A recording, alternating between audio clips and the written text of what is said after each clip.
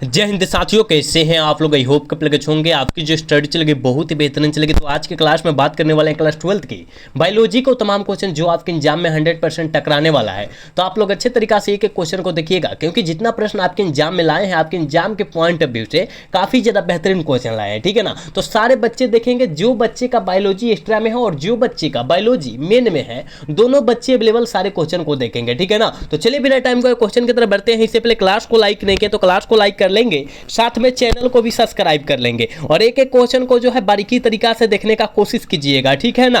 कहा जा रहा है बाबू के निम्नलिखित में से कौन उभयलिंगी पादप नहीं है, जल्दी बतला दीजिएगा कि उभयलिंगी पादप जो है कौन नहीं है, ठीक है। आप सभी को पता है सरसों जो है उभयलिंगी या द्विलिंगी है, मक्का जो होता है उभयलिंगी या द्विलिंगी होता है, गुड़हल जो होता है द्विलिंगी या उभयलिंगी होता है, लेकिन पपीता जो होता है एकलिंगी होता है। यानी ऑप्शन ए वाला सही हो जाएगा, 1 का ऑप्शन ए होगा, याद रखिएगा, ठीक है ना। और जितने बच्चे देख रहे हैं सारे बच्चे क्लास में जुड़ जाएंगे, ठीक है ना। जितने बच्चे देख रहे हैं अभी व्हाट्सएप ग्रुप में नहीं जुड़े हैं तो जुड़ने का कोशिश करेंगे। डिस्क्रिप्शन में लिंक है बाबू, वहाँ नंबर भी है आपको, जिससे इच्छा करें आप जुड़ जाइएगा और अवश्य जुड़िएगा। बिल्कुल आपको जो है फ्री में वहाँ PDF दिया जाएगा, एक भी पैसा वहाँ चार्ज नहीं करना होगा आपको, ठीक है ना। इसलिए आपको जुड़ना अति आवश्यक है, क्योंकि छठ के जस्ट बाद जो है हम लोग उसमें PDF प्रोवाइड करेंगे, ठीक है ना। इसलिए आप लोग जुड़ कर रहिए उस ग्रुप में। चलिए अगला क्वेश्चन की तरफ बात करते हैं बाबू के निम्नलिखित में से करे के बिना निषेचन के पौधे का उत्पन्न किनके द्वारा किया जाता है, जल्दी बतला दीजिएगा। बिना निषेचन के पौधे का उत्पन्न किनके द्वारा हम लोग करते हैं, आप सभी को पता है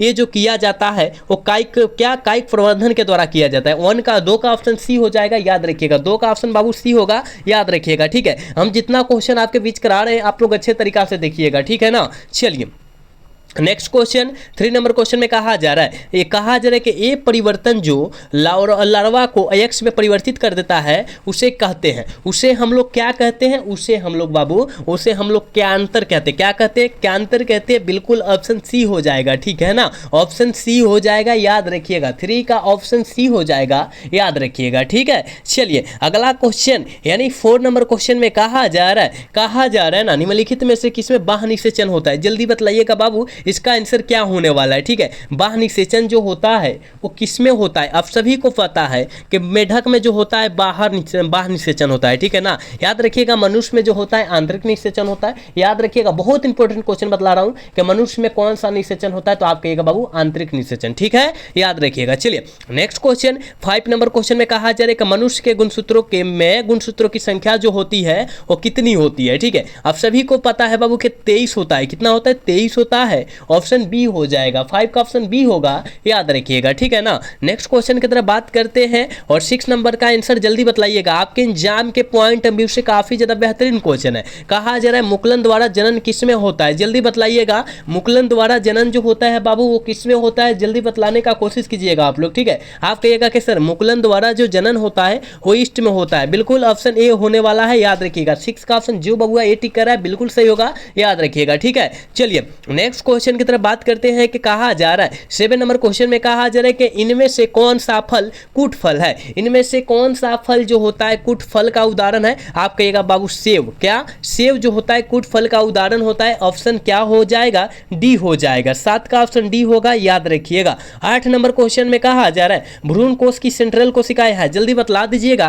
कि भ्रूण कोश की सेंट्रल कोशिकाएं होती है, क्या होती है, आप कहिएगा कि याद रखना है सेकेंडरी न्यूक्लियस होता है, याद रखिएगा। कहाँ दिया है, कहिएगा सर द्वितीय केंद्रक, जिसे हिंदी में बात करते हैं उसको, ऑप्शन बी हो जाएगा, ठीक है। बाबू हम जितना क्वेश्चन आपके बीच करा रहे हैं आप लोग अच्छे तरीका से देखिएगा, ठीक है, क्योंकि आपके एग्जाम में इससे बाहर एक भी क्वेश्चन नहीं आएगा, इसलिए आप लोग सारे क्वेश्चन को अवेलेबल देखने का कोशिश करेंगे, ठीक है ना। चलिए नेक्स्ट क्वेश्चन की तरफ बात करते हैं और 9 नंबर क्वेश्चन में कहा जा रहा है कि पराग भीति होती है, जल्दी बतलाइएगा कि पराग भीति जो होती है एक स्तरीय होती है, द्विस्तरीय होती है, त्रिस्तरीय होती है, कई स्तरीय होती है, जल्दी बतलाइएगा। आप कहिएगा कि सर पराग भीति जो होती है वो द्विस्तरीय होती है, ठीक है ना, याद रखिएगा। ऑप्शन करेक्ट बी होने वाला है, याद रखिएगा, ठीक है।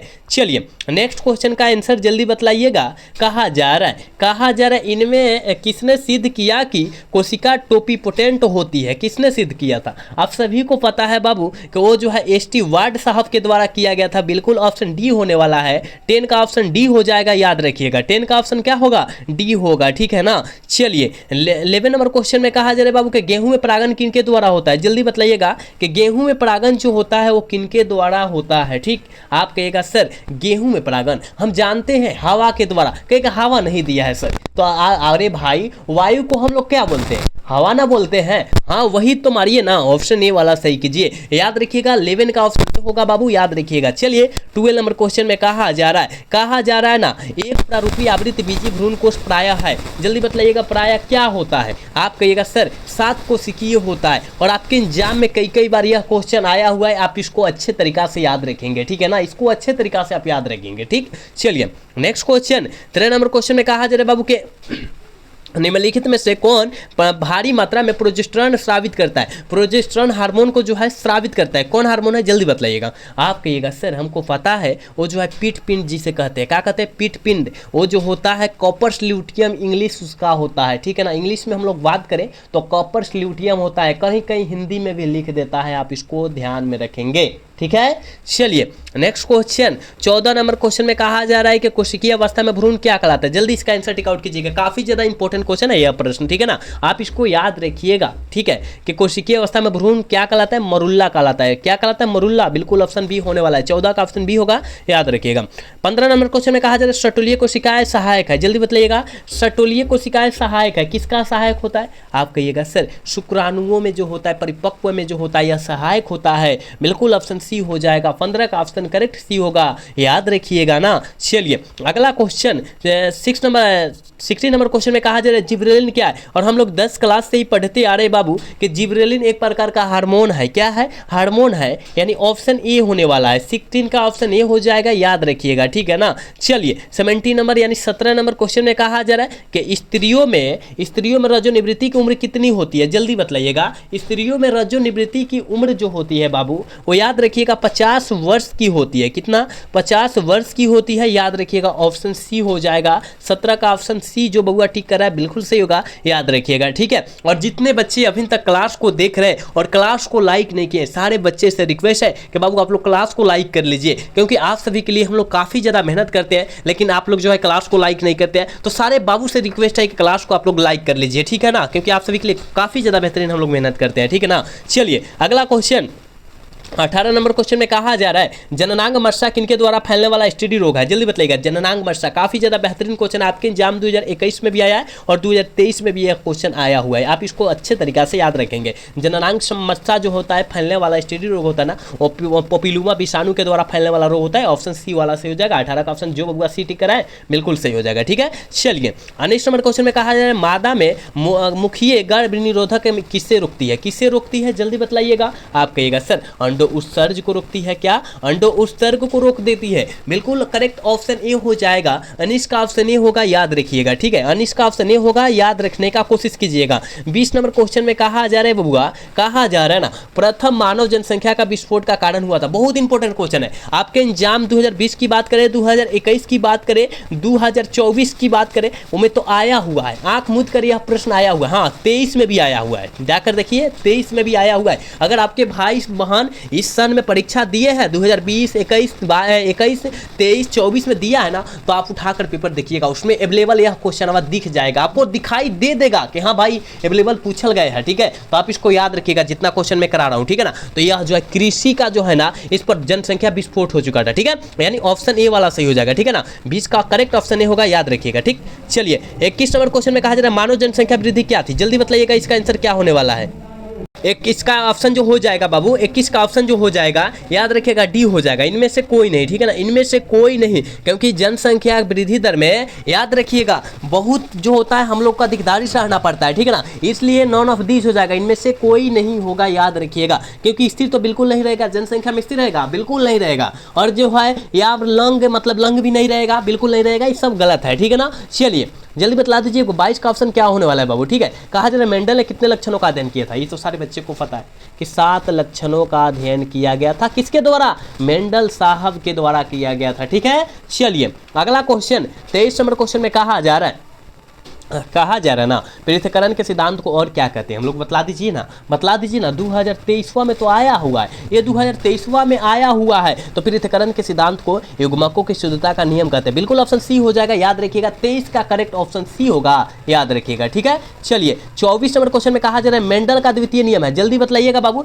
कि मेंडल का द्वितीय नियम क्या है। मेंडल ने कौन द्वितीय नियम को दिया था, तो स्वतंत्रता और विविहु का नियम दिया था। बिल्कुल ऑप्शन डी वाला सही हो जाएगा। 24 का ऑप्शन जो बबुआ डी टिक कर रहा है बिल्कुल सही होगा, याद रखिएगा, ठीक है। चलिए नेक्स्ट क्वेश्चन की तरफ बात करते हैं बाबू। 25 नंबर क्वेश्चन में कहा जा रहा है डाउन सिंड्रोम है एक। जल्दी बताइएगा कि डाउन सिंड्रोम जो होता है एक प्रकार का क्या होता है, ठीक है। तो याद रखिएगा बाबू कि डाउन सिंड्रोम जो होता है गुणसूत्रीय विवर्ती होता है। बिल्कुल ऑप्शन बी हो जाएगा, 25 का ऑप्शन बी हो जाएगा। आप इसको याद रखिएगा, ठीक है। 25 का ऑप्शन क्या होगा, बी हो जाएगा। तो आप इसको याद रखिएगा अच्छे तरीके से। कहा जाएगा कि डाउन सिंड्रोम में गुणसूत्रों की संख्या क्या होती है, तो डाउन कहेगा उसमें 47 गुणसूत्र होता है, और टर्नल कहता है उसमें 45 गुणसूत्र होता है, याद रखिएगा। डाउन टर्नल, डाउन टर्नल, तो डाउन में जो रहेगा ज्यादा रहेगा और टर्नल में जो रहेगा कम रहेगा, ठीक है, याद रखिएगा। गुणसूत्र पूछेगा तब, ठीक है। चलिए अगला क्वेश्चन 26 नंबर क्वेश्चन में कहा जा रहा है कि मानव रुधिर एबी वर्ग में क्या होता है। जल्दी बताइएगा कि मानव रुधिर एबी में जो वर्ग में जो होता है वो क्या होता है।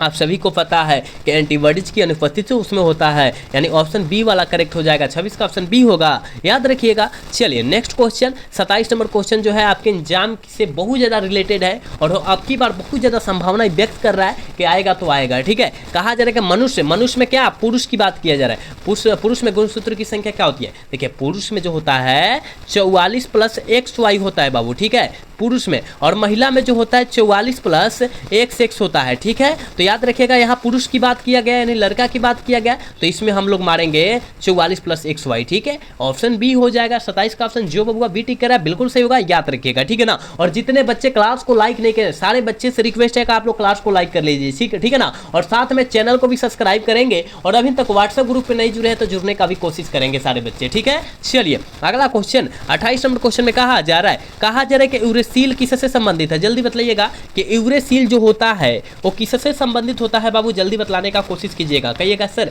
RNA से संबंधित है। क्या यूरेसिल जो होता है वो RNA से संबंधित होता है, बिल्कुल ऑप्शन ए हो जाएगा, ठीक है ना। 28 का ऑप्शन ए होगा, याद रखिएगा, ठीक। चलिए नेक्स्ट क्वेश्चन 29 नंबर क्वेश्चन का आंसर जल्दी बतलाइएगा। कहा जा रहा है आनुवंशिक कूट में, तो कूट के लिए कितने कूट शब्द होते हैं। देखिए कितने कूट शब्द होते हैं, तो याद रखिएगा कितने कूट शब्द, तो याद रखिएगा 3 कूट शब्द होते हैं। और कितने कूट होते हैं, ठीक है, कितने कूट होते हैं 64, ठीक है। आनुवंशिक कूट में कितने कूट होते हैं, तो 64। और कितने कूट शब्द होते हैं, तो 3, याद रखिएगा, ठीक है, याद रखिएगा। हम बतला रहे जितना क्वेश्चन, आप बात को गौर कीजिएगा, ठीक है। हम जितना क्वेश्चन को बतला रहे हैं, एक्स्ट्रा बतला रहे हैं, क्वेश्चन को अच्छे तरीके से समझने का आप कोशिश करेंगे, ठीक। चलिए 30 नंबर क्वेश्चन में कहा जा रहा है कि प्रतिकोडन या एंटीकोडन पाए जाते हैं। जल्दी बताइएगा कि प्रतिकोडन और एंटीकोडन जो पाए जाते हैं बाबू वो tRNA में नहीं पाया जाता। कहिएगा हाँ गुरुजी वहीं तो पाया जाता है, याद रखिएगा tRNA पर पाया जाएगा, याद रखिएगा ऑप्शन करेक्ट बी हो जाएगा, ठीक है।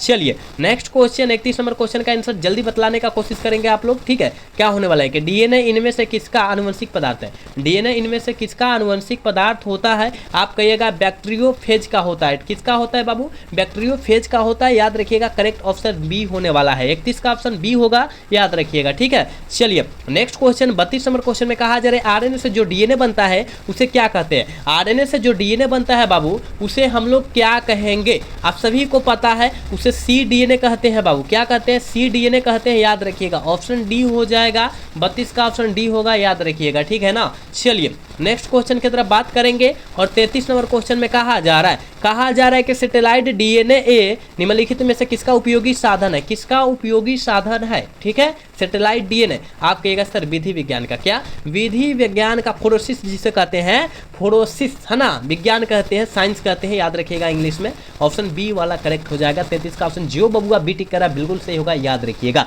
चलिए नेक्स्ट क्वेश्चन 34 नंबर क्वेश्चन में कहा जा रहा है कि समकार्य संरचनाएं किसके परिणाम स्वरूप है, समकार्य संरचनाएं किनके परिणाम स्वरूप होता है। ठीक है, आप कहिएगा गुरुजी हमको पता है ये अभिसारी विकास का होता है, बिल्कुल ऑप्शन बी हो जाएगा, 34 का ऑप्शन बी होगा, याद रखिएगा। नेक्स्ट क्वेश्चन 35 नंबर क्वेश्चन है और आज के क्लास के लास्ट क्वेश्चन है और आपके एग्जाम के लिए काफी ज्यादा बेहतरीन क्वेश्चन भी है। कहा जा रहा है कि जावा कॉपी मानव की कपाल क्षमता होती है। अगर बात करें 2023 में बाबू, 2023 में यह क्वेश्चन आ चुका है, 2021 की बात करें बाबू तो 2021 में भी यह क्वेश्चन आ चुका है। तो कहीं ना कहीं यह क्वेश्चन काफी ज्यादा खास है, इसको अच्छे से याद रखिएगा। जावा कॉपी मानव की कपाल क्षमता जो होती है 900 सीसी होती है, बिल्कुल ऑप्शन ए हो जाएगा, 35 का ऑप्शन ए होगा, याद रखिएगा। ठीक है, तो हमने आपके बीच 35 क्वेश्चन बतलाया है और 35 तमाम क्वेश्चन बतलाया जो आपके एग्जाम से पूरा रिलेटेड क्वेश्चन था, तो आप इसको अच्छे तरीका से याद रखिएगा, एक भी क्वेश्चन को छोड़ने का कोशिश मत कीजिएगा। ठीक है, और जितने बच्चे क्लास को देखे हैं और अभी तक व्हाट्सएप ग्रुप में नहीं जुड़े हैं तो जुड़ने का कोशिश करेंगे, डिस्क्रिप्शन में लिंक है, वहां नंबर है, आपको जिससे इच्छा करे आप वहां जुड़ जाइएगा। ठीक है ना, तो आज का क्लास जो है कैसा लगा, अगर अच्छा लगा होगा तो चैनल को सब्सक्राइब और वीडियो को लाइक करना भूलिएगा। मिलेंगे अगला सेशन में। जय हिंद, जय भारत, टाटा, बाय बाय।